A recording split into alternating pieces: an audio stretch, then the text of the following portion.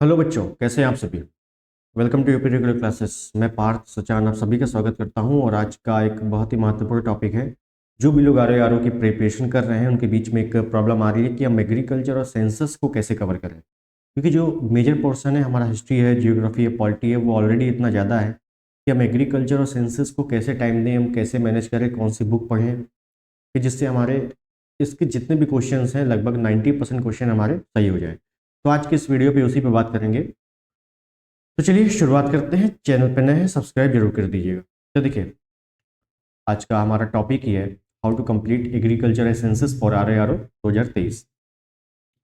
देखिए, सबसे पहले हम लोग एग्रीकल्चर की बात करेंगे। एग्रीकल्चर मतलब कृषि। देखिए, सबसे पहली बात है कृषि में किस टाइप के क्वेश्चन पूछे जाते हैं हमें ये पता होना चाहिए। तो देखो, कृषि में तीन टाइप के क्वेश्चन आते हैं। पहला टाइप है जो हमारा ट्रेडिशनल पैटर्न है। ट्रेडिशनल जो पैटर्न है, पारंपरिक जो प्रश्न होते हैं वो आते हैं। दूसरा, आपसे करंट से रिलेटेड भी प्रश्न आते हैं, ठीक है। और तीसरा आपका आंकड़े आ जाएंगे। ये तीन ही टाइप के प्रश्न पूछे जाते हैं आपसे। अब इनको कैसे कवर करना है, कौन सी बुक लेनी है, तो देखिए, जो एक मार्केट में परीक्षा वाली की एग्रीकल्चर की बुक आती है वो आपको बिल्कुल नहीं लेनी। आपसे कई लोग कहेंगे कि एग्रीकल्चर की बुक ले लीजिए, पतली है, बहुत ही अच्छी है, बिल्कुल मत लेना, क्योंकि अब आपके पास उतना टाइम नहीं है। क्योंकि आपको पता है कि हमारा फेब में एग्ज़ाम है। फेब में एग्ज़ाम है तो हमें मेजर पोर्शन ज़्यादा कवर करने हैं। एग्रीकल्चर के लिए हम अलग से बुक ला के अलग से उसको टाइम नहीं दे सकते इतना ज़्यादा। तो सिंपल पैटर्न क्या है, तो देखिए, समझिए क्या करना है। आप एक काम कीजिए। देखिए, सबसे पहला काम, PYQ। कहाँ से मिलेंगे PYQ? PYQ आपको केवल और केवल घटना चक्र से नहीं मिलेंगे, ये मैं बता देना चाहता हूँ। क्योंकि आपने जो RARO का जब भी पेपर हुआ है 21 वाला, उसमें आपने देखा होगा एक क्वेश्चन मुझे रिकॉल हो रहा है, एक पूछा गया था, काशी लालिमा शायद किसकी प्रजाति, ऐसी क्वेश्चन आया था, उसमें भिंडी शायद ऑप्शन था। वो आपका PYQ था, लेकिन आपका वो PCS में कभी नहीं आया। वो आपके दूसरे एग्जाम में पूछा गया था और RO में उठा लिया गया। हाँ, वो PYQ लेकिन PCS में नहीं आया। घटना चक्र में क्या है कि आपके केवल और केवल PCS के ही PYQ हैं। तो अब जितने भी यूपी PSC आयोग, जो आयोग है, ये केवल RARO थोड़ी कराता है। RARO, UP PCS, EPFO, APS सभी वैकेंसीज कवर करता है। तो जितनी भी वैकेंसीज में इसने कृषि के प्रश्न क्वेश्चन पूछे दिए उनको कवर करना है। अब वो मिलेंगे कहाँ से? तो केवल घटना चक्र से नहीं मिलेंगे। वो कहाँ से मिलेंगे? तो कई जगह से मिलेंगे, कई सारी किताबें हैं, कई सारी वेबसाइट हैं, आपको कवर करनी पड़ेंगी। तो वो आपको बिल्कुल नहीं करनी है।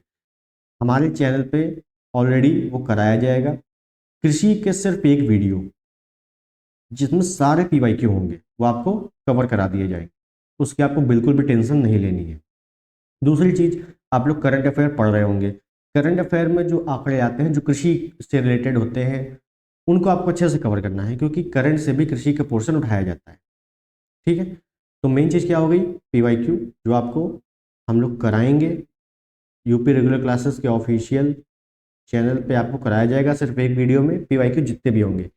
आपके पास घटना चक्र होगी, अगर आप RO देख रहे हो तो घटना चक्र आपके पास ऑलरेडी होगी।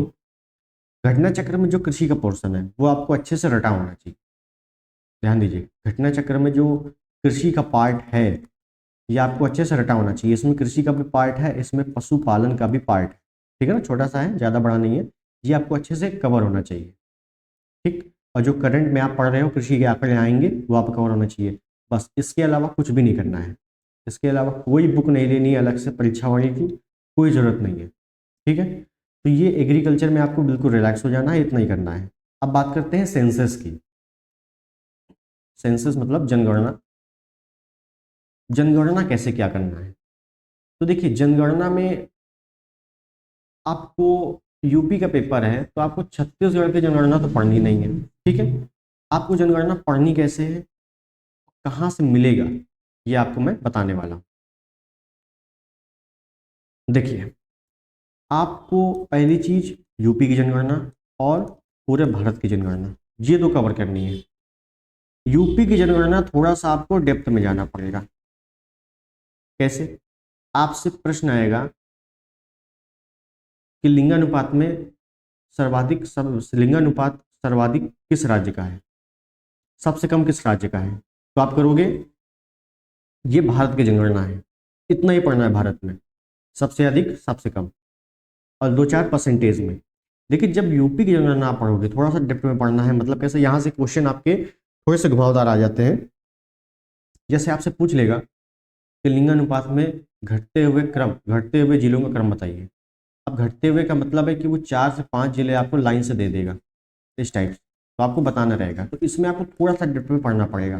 बाकी जो भारत की जनगणना है वो आपको किसी भी बुक से मिल जाएगी, आपको घटना चक्र से भी मिल जाएगी, महेश वर्णवाल पढ़ रहे हो उससे मिल जाएगी, यूपी का जो है यूपी की परीक्षावाड़ी से मिल जाएगी, या जो PYQ जो आपने घटना सार या घटना चक्र इसका भी लिया होगा उसमें मिल जाएगा। यूपी का थोड़ा सा डेप्थ में पढ़ना है, भारत का उतना डेप्थ में नहीं पढ़ना है। ठीक है, तो ये बात हो गई आपकी सेंसस की। सेंसस में आपको ज़्यादा कुछ नहीं करना है, जैसे मैंने बताया घटना चक्र, और जो यूपी की है परीक्षावाड़ी आप पढ़ रहे हो तो बहुत अच्छा है, नहीं तो आप घटना चक्र पढ़ रहे हो वो भी अच्छी है। ठीक, और एग्रीकल्चर मैंने बताया, जो एक वीडियो आपको मिलेगा वो, इसमें सारे PYQ होंगे, प्लस जो आप घटना चक्र पढ़ रहे हो वो, और जो आप करंट पढ़ रहे हो वो। उसके अलावा कोई बुक नहीं लेनी आप। कई लोग बता रहे थे बुक के लिए, लेकिन कोई बुक नहीं लेनी है। ठीक है, विश्वास कीजिए इससे बाहर क्वेश्चन आएगा ही नहीं, इतना ही पूछा जाता है आपसे। ठीक, तो चलिए, आई होप आपको चीज़ें क्लियर हो गई होंगी, चीज़ें समझ में आ गई होंगी। अगर कोई भी डाउट रहता है तो आप कमेंट में बता सकते हैं, उसको अगली वीडियो में कवर किया जाएगा। ठीक, मिलते हैं अगली वीडियो में, तब तक के लिए धन्यवाद।